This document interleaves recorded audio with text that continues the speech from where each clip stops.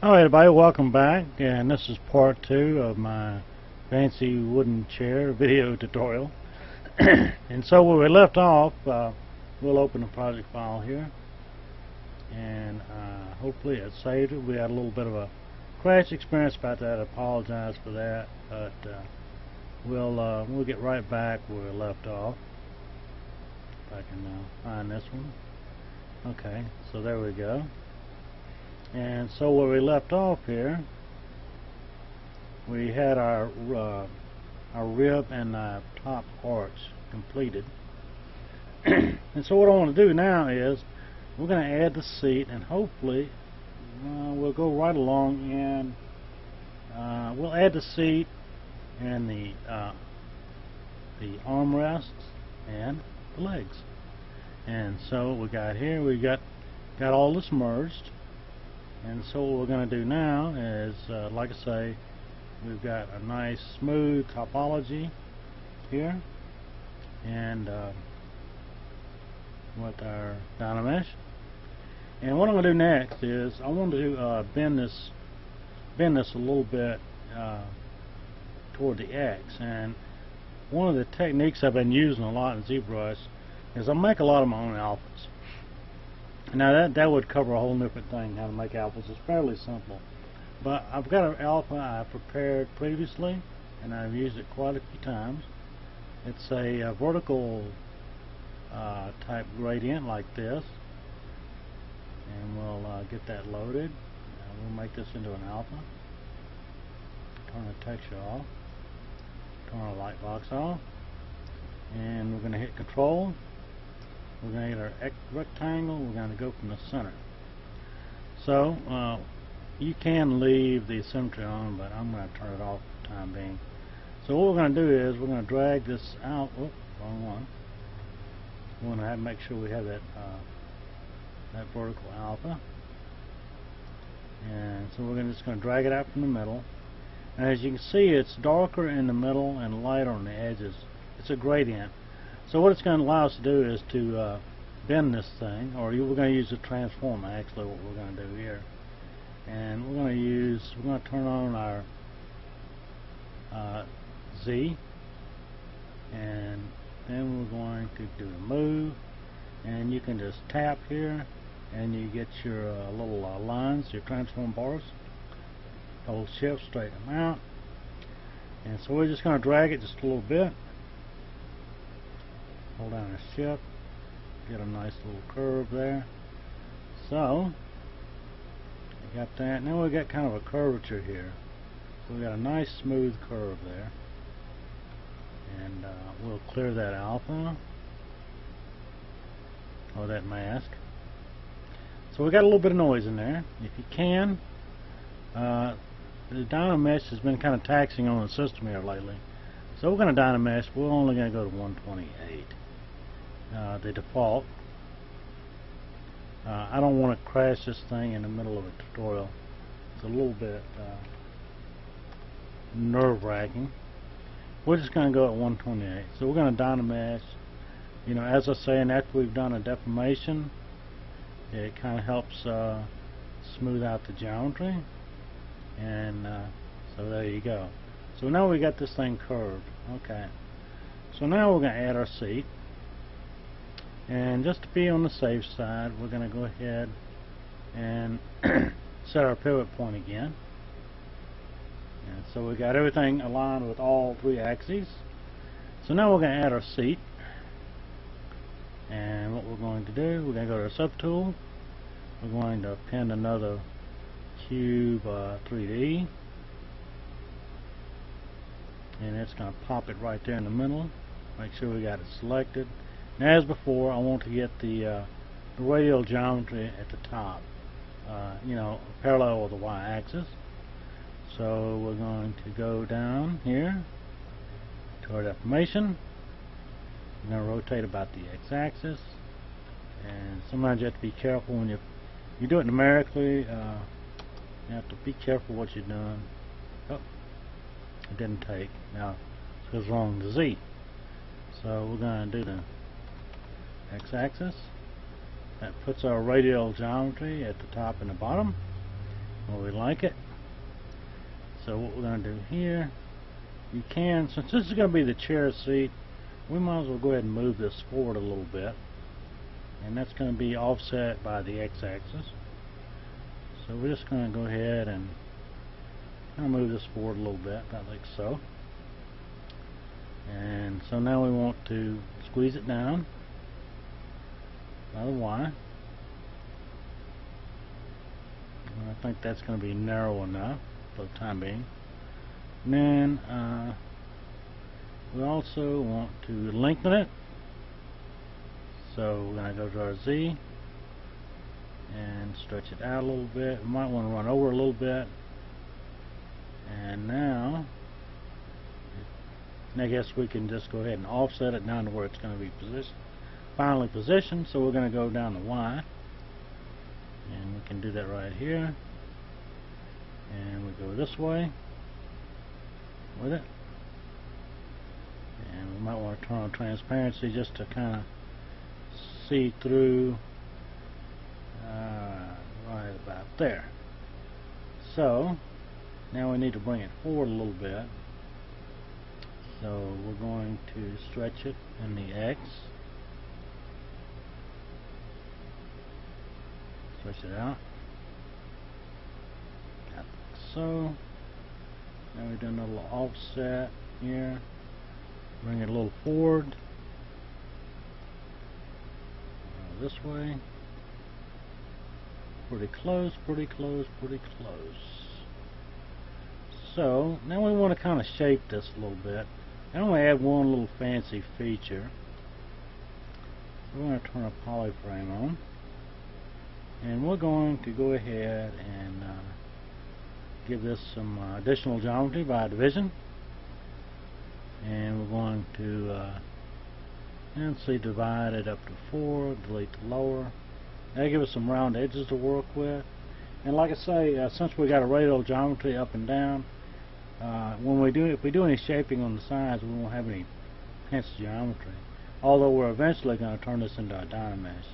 But what I want to do here is I'm going to use a fancy little technique here. We're going to zoom in. We'll turn off our references temporarily. Maybe turn off our transparency. I want to make something kind of cool here. We're going to put an indentation in this seat. And we're going to do some poly grouping here. And we'll grab that. I guess we can turn this, no, we haven't got any symmetry on. But anyway, we're going to make this a poly group. So I want to get kind of fancy on this one. And we'll group visible. And I think we'll even put a crease in there. Why not? We'll put a crease on this. We'll go to our geometry, and we'll put a crease on it. Okay. Let's see what kind of what we can do here. So what I want to do is I want to tap right in the center there, the scale button, and if this works correctly, we're going to scale in another piece of. Before we do that, we want to hide the rest of it, and we want the scale in now. So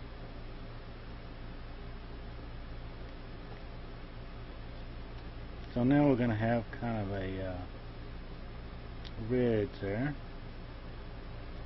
and we'll hide that again, and we'll do another scale. We're going to move this down a little bit. Hold down the shift key, we'll do it uniformly, like so. So see, we got this little indentation in here. That's kind of neat. So we'll get out of that, and we got a mask there that automatically came up. So we got this little indentation here, and that's kind of cool. And we creased it a little bit, so give this seat a little bit of character here. So now we're going to do some deformation with the move tool again. we're going to kind of shape up our seat there. So we're going to go to the move elastic. We're going to get a really good size brush size there, zoom out a little bit. So we're just going to do a little shaping here. Oh, I want to turn on our symmetry, not the Z, not the A. Make sure you got local symmetry on, as always. And we'll do a little bit of this stuff. Actually, we're going to pull it in. A little bit closer to the ribs there. And we can back up, pull this out, pull that in. Kind of give us a kind of a cool little seat there. That's about right. We can maybe just do a brush size down a little bit. Just take this out a tad like that. Okay. So that's really nice. That's really neat there. Okay, so we're just going to go ahead. We've got, maybe we could thicken that a little bit, and we'll turn on our reference plane. Maybe thicken it up about the Y a little bit. And of course, when you do this, it offsets it a little bit. So you have to re-offset with your offset. Bring it back up, and make sure covered it enough so we don't have any geometry poking through. We'll offset it just a little bit more, like that. Okay. So now, as always, make sure you save your work, and we'll make sure we got this saved. Now save there. We'll go to F. Zoom out a little bit. Turn off the reference planes temporarily. So now we've got the seat selected, and we're going to use this alpha deformation again, because we're going to give this seat just a little bit of curvature. So make sure we got our seat selected, and of course you can always name it if you like. Kind of help you keep track of things as you're working and chair seat. So we've used this before. We got the center turned on, and you don't have to have the symmetry turned on, but you can just turn it off if you like. So drag out. So we're going to do the same kind of routine here, and we're going to go in here. We're going to move. We're going to tap. Of course, we need to turn on our geometry again, or symmetry rather. So we got our symmetry, and we want to raise the seat up just a little bit, give it a little curvature. Do this number here. Now we might have some geometry poking through there on the side, but we can thicken that again, just to keep that from happening. So we've got a little bit of our curvature there. We'll turn off our mask, clear that. We can go by here again and size this up, and then we can offset again and bring our seat back through. Might want to thicken it up a little bit more, just in case. So that looks pretty good there. We don't have any geometry sticking through, so we got that. Okay, so now we can do our dynamesh. I'm going to go with the lower dynamesh because this object is getting pretty big. So we're going to settle for the default dynamesh. We're going to dynamesh it. So we've got our dynamesh. We got nice smooth topology there in case you want to do any additional deformations. And so we got that part completed. So now we can go ahead and polish this up a little bit. And our deformations. This is kind of a global smoothing, global relaxing of the mesh. So we got that. Now I'm going to make the armrest, and after I finish the armrest, I'm going to stop there, save our project again, and then we'll go ahead and make the legs, because the third part we're going to make here takes a little work. And so we're going to go ahead and merge this, and we'll merge this down, and we'll just for the heck of it, we're going to save it one more time. And nothing worse than having it crash and not being able to recover where you left off. So the next thing we're going to do, as before, we're going to go back to transform. We're going to set our pivot point, get everything neat, nice and symmetrical about all three axes. And so now we're going to make our armrest. And to make the armrest, we're going to start off with a cube. Once again, we're going to append cube, and it pops it right in the middle there. Make sure we got it selected so we can work on it.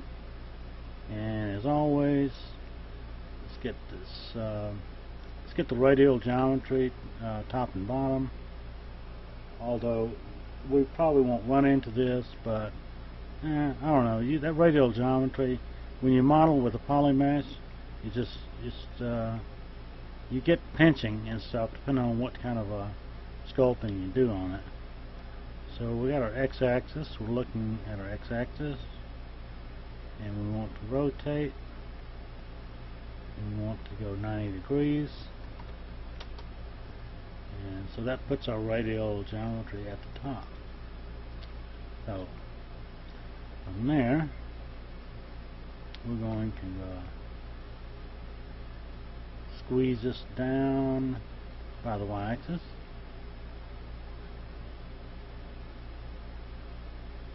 We'll go down to our, get it kind of narrow like that, and get it narrow by the Z, and we're going to lengthen it by the X. This is going to be our armrest. Yours doesn't have to look exactly like mine, but it doesn't have to look, the same. So, I mean, you're free to do what you want, but this is just the way. And we're going to offset this, and we're keeping everything in the middle for now until I can finalize the details I want to have on this. So we got that part, and so now we're going to do a cylinder 3D. We're going to bring that into the fray. I'm going to append our cylinder 3D, and we're going to kind of make a rounded end on this. That's what we're going to do. So we're going to squeeze this down. We're going to make sure we got a cylinder chosen, and squeeze in by the Z, or deformation. We'll be able to look at it this way. We're going to get it down to about the same size, close as possible. We're going to put all this together. Matter of fact, we'll have it just a little bit narrower. It look kind of fancy, like some really cool woodworking going on here. And then we're going to size it down with X and Y, and then we're going to offset it by the X and move it forward here. This is going to be the end. It's going to be like a rounded end on it here.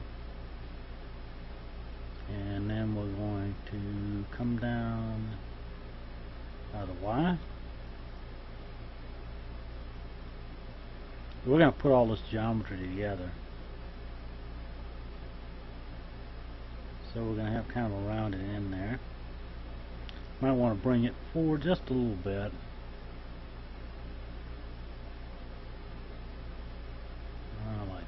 so. We got that rounded in on there.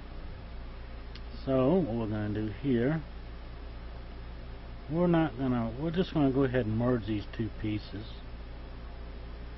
Now merge them down. Merge down. So now we've got our arm there. Which now, if you want to work on this, you can hit the solo button. You don't want the reference planes in your way. So we're going to go ahead and, as long as we don't move it any right now, we can just work on it by itself. But we will make it a dynamesh. So we'll go down to our geometry, hit our dynamesh button. We got a nice. So we're going to do a little smoothing on this. Actually, I'm going to flatten this a little bit because I want to put a fancy little indentation in there. But first, and we'll just go ahead and flatten this. We'll turn on the reference plane. We need to flatten it on the sides from the z-axis to get rid of that excess geometry, like so. Alright, so that's good. That's good.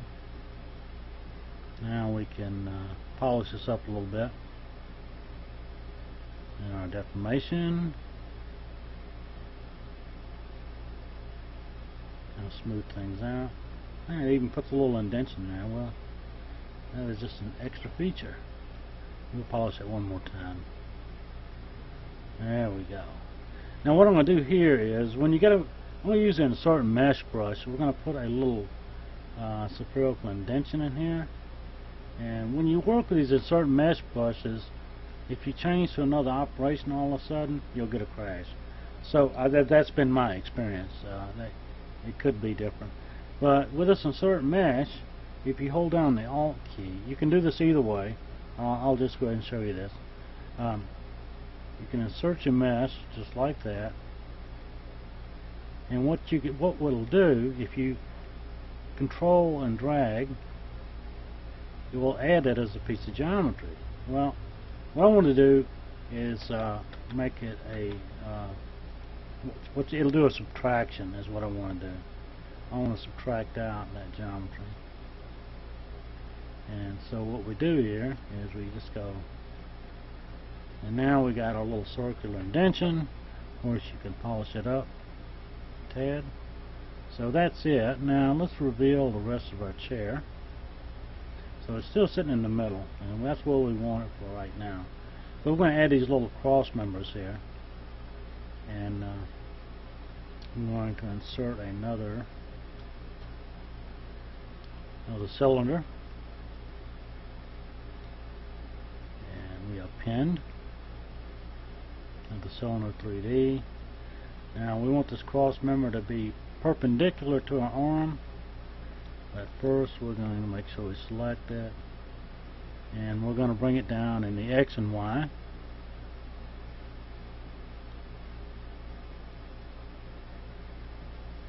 And like so. I'm going to get it thin enough. So now we need to rotate it about the X-axis, 90 degrees. I'm going to put the do it numerically so we get a nice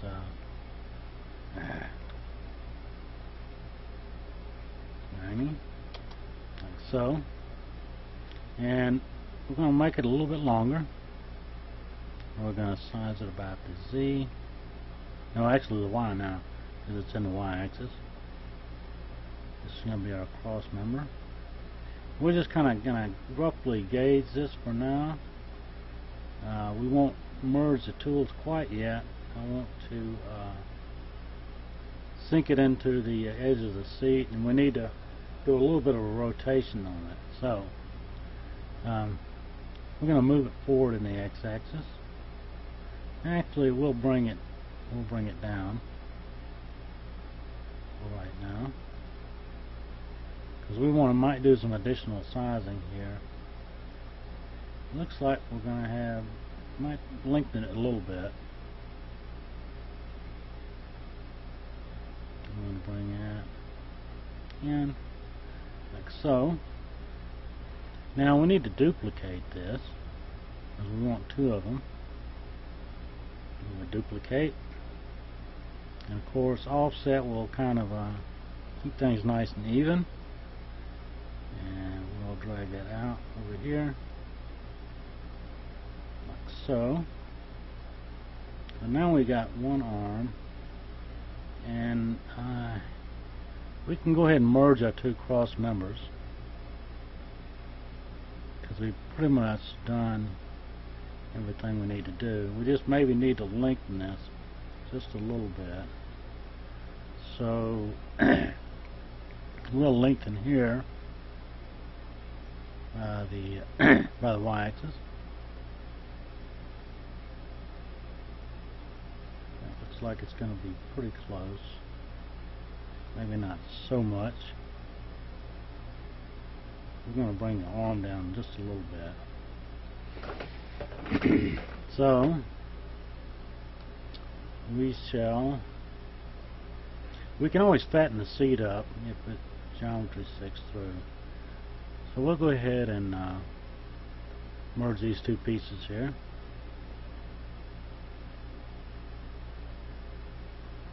We got that.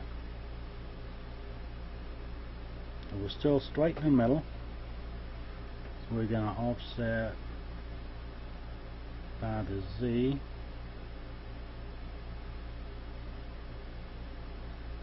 Bring this arm over to the side.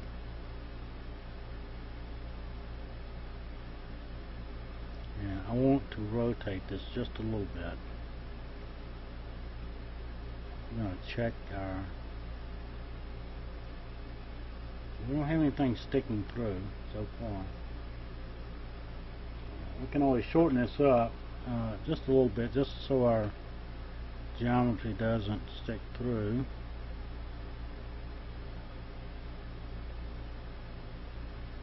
Like so. Now we're going to do a little bit of rotation here. Of course, when you use this transform tool, you got to be a little bit careful. So I want to get out of the insert mesh, because when I switch up operations between that and the transform, it seems like things go screwy. So we're out of that for the time being. And so that looks pretty good. So we're going to rotate this just a little bit. Like so. Now, what we want to do now next is we want to mirror this part. So we're going to look at it kind of like that. And when you get to see this little blank down here, it kind of means ZBrush is catching up. I noticed this with the mirror tool earlier, so I think we're good to mirror. So we go to our subtool master, and we go over here to mirror, and we want to mirror along the Z. And let's see if this works. There we go. So now we got our arms on there. And we'll go ahead and merge these two parts. We got that pretty well established. Cocked out just a little bit. So we'll merge these down, and this will finish the part 2. Part 3, I'll add legs. There's a little more modeling to do there. We'll do more or less the same thing, but I want to complete these and do this in 3 parts. So we're going to merge these two down.